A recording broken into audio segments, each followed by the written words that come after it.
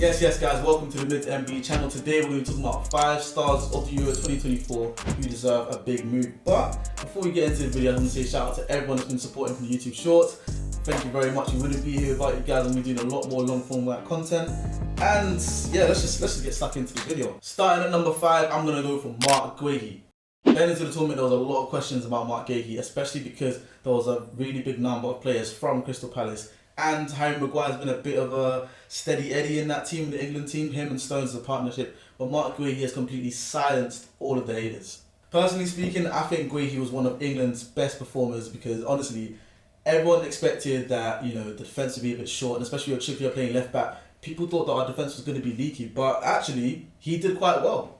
And especially out of him and Stones, I think the general consensus can agree that Guéhi was much better. And Guéhi was actually the best defender that England had. If not for him putting in crucial tackles and being deceptively good in the air, I don't think England would have got into the finals. And yes, I can't lie, England did scam their way to the finals, but they had a very solid defence behind them. Now the teams that I think should be interested in him, I would definitely say someone like Manchester United because they need a lot of help. They need a lot of help in that defence, and I think Marc Guéhi, he's someone who's Premier League proven, done it in the international stage. He is English, so the homegrown quota can also be met. I think it'd be a good piece of business for Man United. I would say someone like Liverpool should be interested as well because Konate is injury prone. I don't even know if Matip is still there. I don't think he is. Van Dijk is getting towards the end of his career and some of his performances just haven't been as up to the standard that we're used to. I think someone like Guéhi can definitely refresh that back line and learn from the likes of Van Dijk, and who knows, maybe even partner him. And then they got Joe Gomez, who's there as well, who can also play left back. I think it can be some quite a good business for Liverpool. Number 4 on this list, I'm going to go for Mikel Merino. Now with this list, I didn't want to put too many Spanish players because yes, they did win the Euros, but I didn't want it to be just like, okay, Spanish players who deserve a move. But Mikel Merino is one that has not surprised me, but he surprised me. So what I mean by this is that, yes, he didn't start every game and the guy was coming off mainly off the bench and providing an impact, but I think he's the midfielder that a lot of teams are crying out for. This guy who plays this football at Sociedad is someone who can play the 6, the 8, and the 10 as well. In the sense where Jude Bellingham was able to play 6, 8 and 10 for Borussia Dortmund, and obviously now Real Madrid is playing further ahead, I think Mikel Merino can do something quite similar to this. If I had to choose what type of player is Mikel Merino, I would say he's got a bit of the Declan Rice in the fact that yes, he can do well defensively and he does have quite a good engine on him. But then he's also got that Jorginho Wijnaldum to him where he can,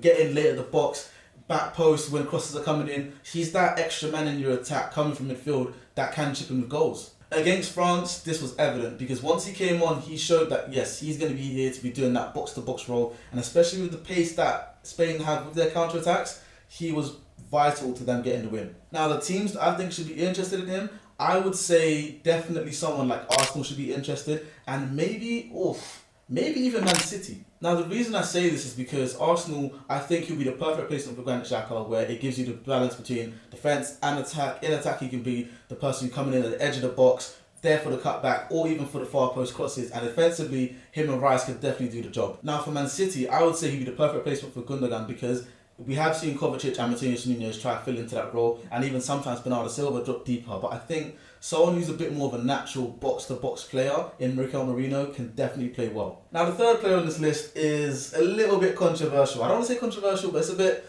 like, why would he move? I think the third player who definitely deserves a move this Euros is Cody Gakpo.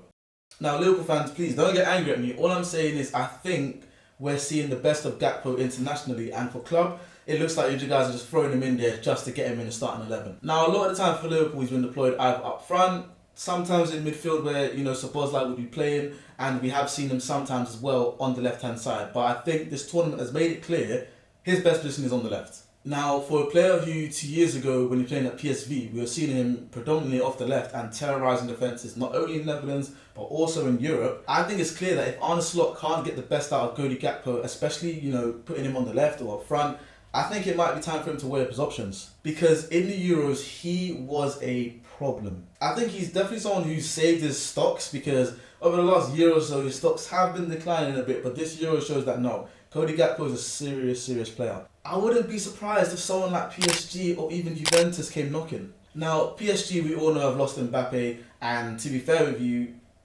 Gonzalo Ramos isn't doing the best at PSG either. I'm thinking he can definitely be a good addition to that team. I know they've got Randall Kolo Muani, who is a striker who can play up front. They've got Barcola on the left, they've got Dembele on the right.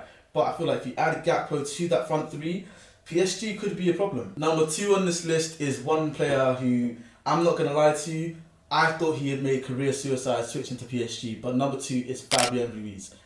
This tournament, Fabian Ruiz has arguably been one of the best players in the entire tournament. Now, a couple of years ago, he moved from Napoli to PSG, and I wanted him at Arsenal because this is a player who understands possession, is techie, and I think he's deceptively good as well. Because again, with Spanish players, sometimes they aren't the biggest in frame, they aren't the quickest, they're not the strongest, but technically they are amazing. Fabian Ruiz consistently put out 7.5, 8 out of 10 performances throughout Spain's group stages all the way to the final. Now, there are a number of teams that this player can play for. I would definitely say Barcelona should be looking at him. I know they have a bit of financial problems, but if it doesn't appear to be an expensive deal, Barcelona should definitely look at him. I would say Arsenal should definitely look at him as well, in case we can't get someone like Mikel Merino. Him playing as that third midfielder, yeah, it could be special. I might also say Manchester United could do with a player like him as well. Now, the reason I say this is because I know they have Eriksen, I know they have Mason Mount, Bruno Fernandes, Kobbie Mainoo, but I think he is a very different type of player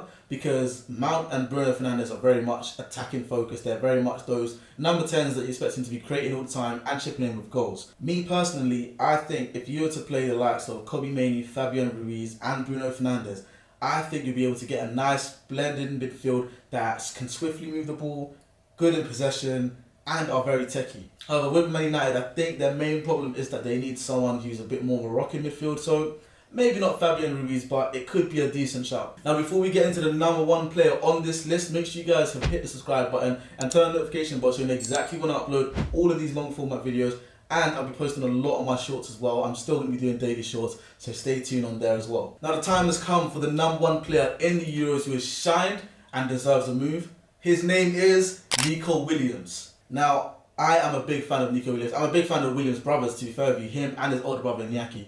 However, this tournament, I know a lot of people have been talking about Lamine Yamal, the chosen one, baptized by Messi, the young GOAT, but it's Nico Williams who has really been shining, and Nico Williams who I think has been Spain's gem. Nico Williams reminds me of these fearless wingers that I've seen when I was growing up, you know, prime Barclays. I'm talking about between 2007 and 2015 when wingers would not be afraid to run line and make the defenders eat grass. Williams has even shown that left wing, right wing, it does not matter.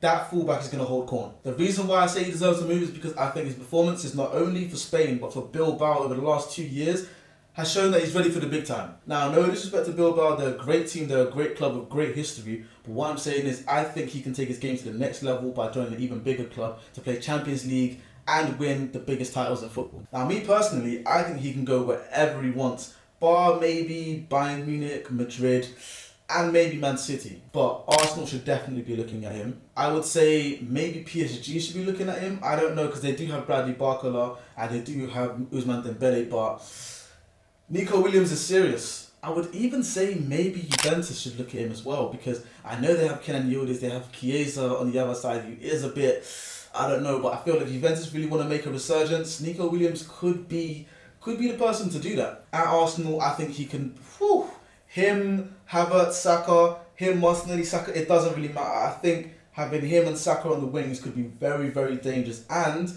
could be one of the best wing pairings in European football. I think even someone like Chelsea could do with him, because I know that with the right hand side, Cole Palmer and maybe Madueke have a really good relationship over there, depending on who's playing. On the left hand side, we haven't really seen the best of Mudryk. Sterling is a bit questionable at times.